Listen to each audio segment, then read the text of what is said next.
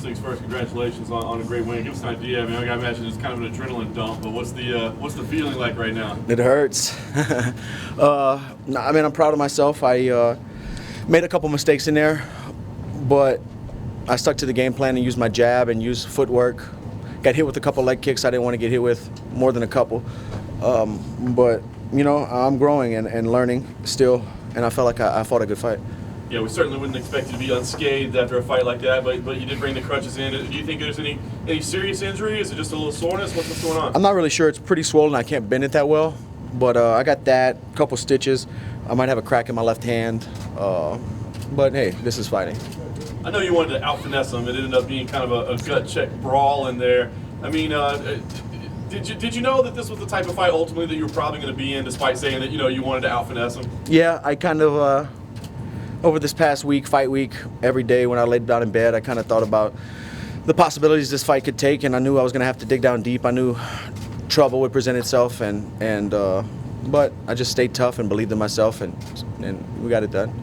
Things were going your way early, and then he caught you, and you staggered. It looked like there was a possibility the fight, your fight was going to be over. Do you remember that sequence? Do you remember what happened? Do you remember how hurt you were?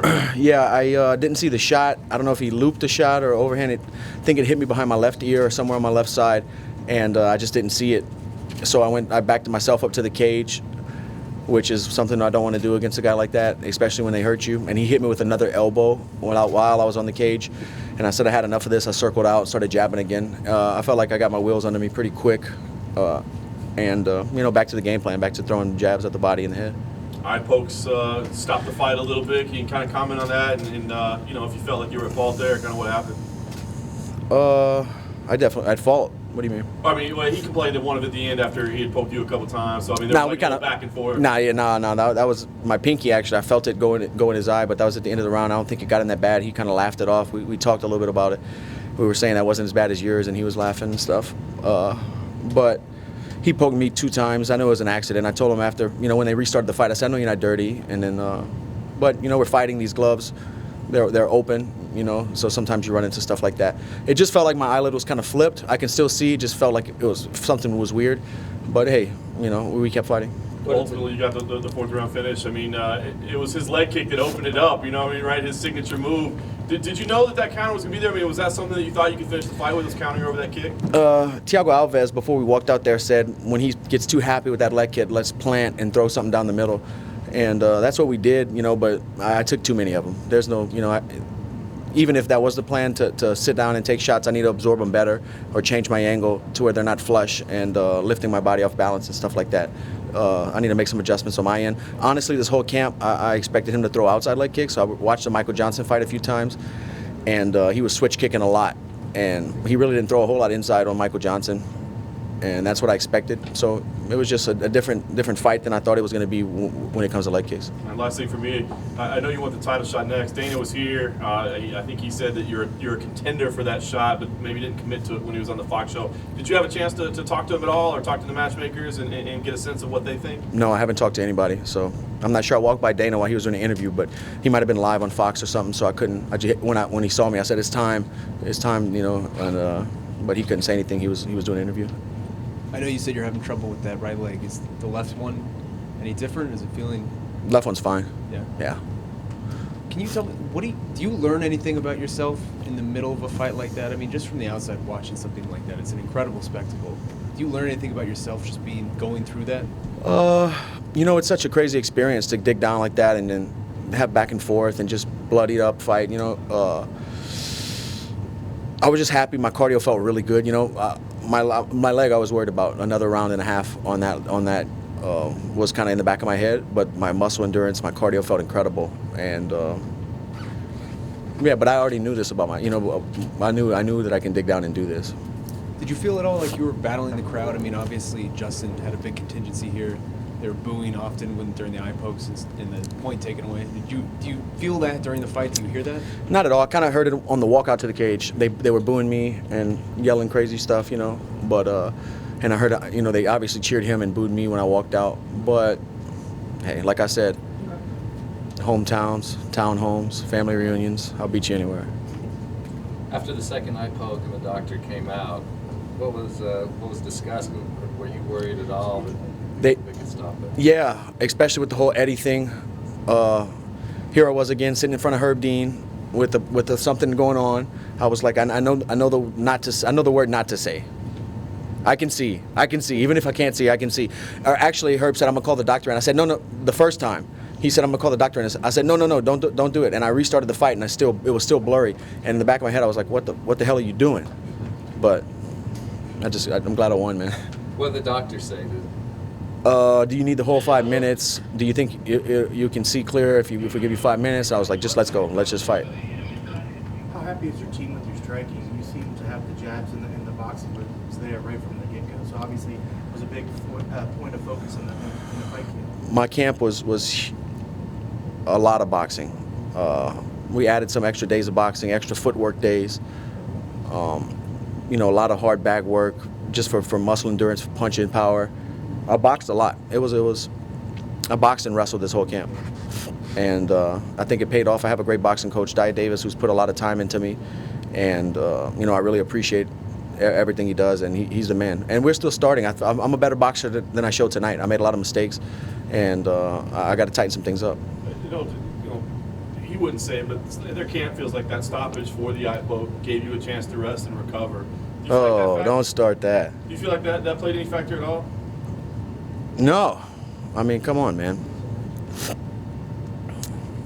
Yeah, Justin. let's not be ridiculous here. It feels like every time I win, every time I come out here and put it all on the line and beat somebody's ass, there has to be something. Oh, he got kneed illegally by Eddie. He wanted out of that fight. Eddie's over here saying Dustin's going to quit in this fight. I fought them both. I felt Dustin break. And then we got now if they're saying this shit, now we got an eye poke. Well, don't fucking poke me in the eye then. It's simple. In that first round, and you were landing the combinations over combinations, did you feel that this fight was yours to win? I felt like I started running away with it when he started lunging off balance to counter, to pop shot me and try to counter me. I felt like when he did land, there wasn't anything on it. I felt like he wasn't extending and snapping out his punches. He was kind of arm punching and not extending his arm all the way. So he was like, not even getting his full reach out of it and his full pop. I just felt like he was making some mistakes.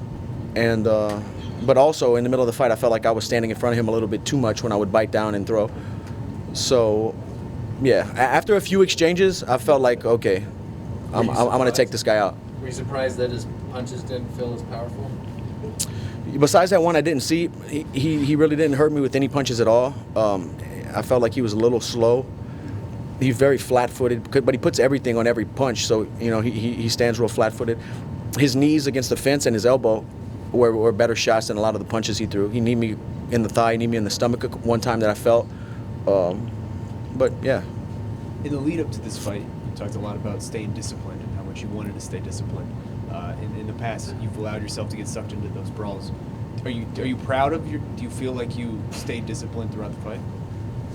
I feel like there was flashes of the brawling style that I don't want to do, but I felt like I was disciplined behind my jab, doubling up my jab, trying to set up my cross off my jab.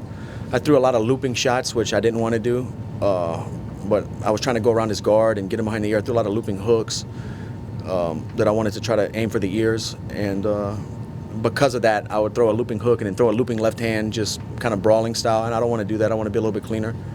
But, man, I'm living and learning, and I'm getting better every time out. How do you feel you would match up against Khabib? I feel like my wrestling and jiu-jitsu is so underrated. People have no idea. And I would love for a chance to show you. What's the first thing you're going to tell your daughter when you get back home? I'm taking her to the zoo Monday. I'm so excited, man. I love her so much. And she's almost 2, so now she knows what's going on. And dropping her off with my wife at the airport, this last time was really tough, She's never, turned around and cried, wonder where I'm going. So I miss her, man, and I can't wait to see her. After the fight, you got a little emotional. You pointed off to the side. Who was that in the message? That was my wife, sitting cage side. And, I used to fight for myself, and now I fight for my family. So it's just a whole different world now. Dustin, when you addressed the crowd, do you think they were a little bit shocked that you said that, and were you happy with some of the positivity that they finally gave you that you earned? Upset when I said what? They were shocked when you were just like, you need to cheer for me now. You booed me on the way in. I mean, how could you not? That's what you came to see, right? you bought a ticket to see a fight, and we just put it all out there and left it all out there. You know, we had a shootout. We had a desert shootout, and one man was standing at the end when the smoke cleared. You know, I think if you're a fight fan, you can appreciate it, whether you're rooting for Justin or rooting for me. You know, but it doesn't matter. This seems almost silly to ask, given what you just went through, but do you feel like you want a long break after this? Yeah, we'll see. I want to go back home. I got some buddies fighting next month. I want to help them get ready in Louisiana. And, yeah, I might take a couple days, go on vacation for a week or something like that, and then I'm right back at it. I don't want too long off, but if an opportunity comes up, I'll come back sooner, you know. But When your daughter sees you all beat up, how does she react to that? she knows how to say Bobo now, so she's going to be tossing that word around a lot. Bobo. But I wear this proudly, man. Win, lose, or draw, I put everything into my training camps. I push myself mentally, physically every day to be the best. And I stopped listening to critics a couple fights ago, stopped caring about what people think, and I'm just, you know, this is just what I do, you know. Is there any other fight that interests you right now, or is it just Khabib? Is that the only thing that matters right now? I want to fight for gold, man. I'm not chasing rematches with Conor, rematches with Eddie, rematches with anybody. That's not my goal. My goal isn't to get even with these guys. My goal is to prosper and be a world champion and make money and retire and say I did it. You know, I just want to go to sleep with that belt around my waist one night and tell my wife I did it. Well, you know, years and years ago, like in 2006, my wife I didn't have a car. She would drive me to weigh-ins. We would sleep in broken down motels, and then I would fight the next day, just me and her, you know. And I just want to say I did it, man. Anything else? Thank you, Dustin. Thank you. Thanks, Dustin. Thanks. Congratulations. Congrats. Could I get a quick pic with the fist? You asked for a long one. Awesome. Thanks. Congrats. Says a win. I know, right? Want water? You got it. Couple days. Thank you, guys.